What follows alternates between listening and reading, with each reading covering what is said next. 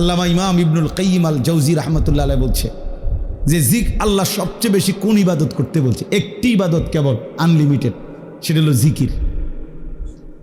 জিকিরের কোনো কি নাই, পরিমাণ নাই।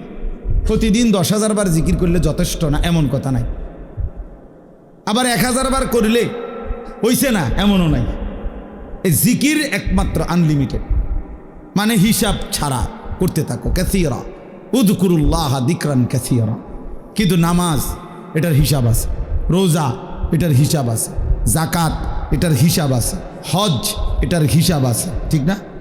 মানে শুরু আছে, শেষ আছে, নির্ধারিত সময়সীমা আছে, নির্ধারিত পরিমাণ আছে, নির্ধারিত পরিমাণ। ফরজ 4 রাকাত, আপনি 4.5 রাকাত হলেও বলুন, কথা বুঝছেন?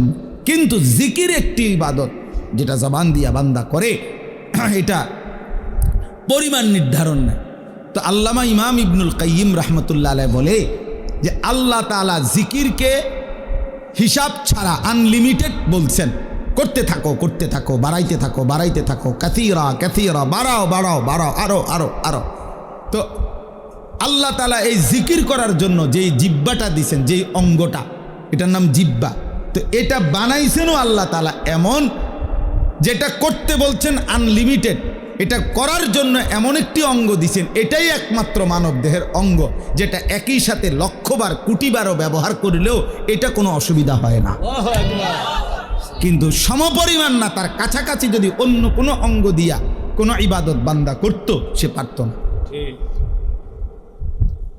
এই যেটা আল্লাহ যেমন দিছেন ওইটার জন্য অঙ্গটাও দিছেন কি ওই রকম। এখন মনে করেন 1000 বার আমি বললাম আপনা করে সুবহানাল্লাহ পড়েন, তবে শর্ত হইল আপনারা প্রত্যেকেই এই প্রত্যেকবারে একবার হাত উঠাইবেন, একবার হাত নামাইবেন। এটা হলো আইন। জিকির করবেন কয়বার? 1000 বার। তবে প্রত্যেকবারে কি সুবহানাল্লাহ সুবহানাল্লাহ সুবহানাল্লাহ সুবহানাল্লাহ, এমনি আমনি উড়াইয়াছেন, নামাই আছেন। বুঝেন নাই কথাটা?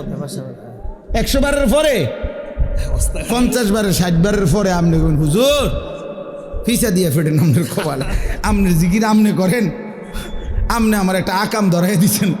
আমি জিকির করবো জিব্বা দিয়ে, আপনি আমার হাতিটারে কীর্তন লাগতাম, আমি আমার দ্বারা হাত চলে না, ঠিক কি না বলেন না কেন? এই হাত কি হয়ে যাবে? অবশ্যই, মানে এটার পারতেন না, আপনি এতক্ষণ পারতেন না। অথচ বুজুর্গানে দিন 24,000 বার জিকির করতো, 12,000 জিকির করতো।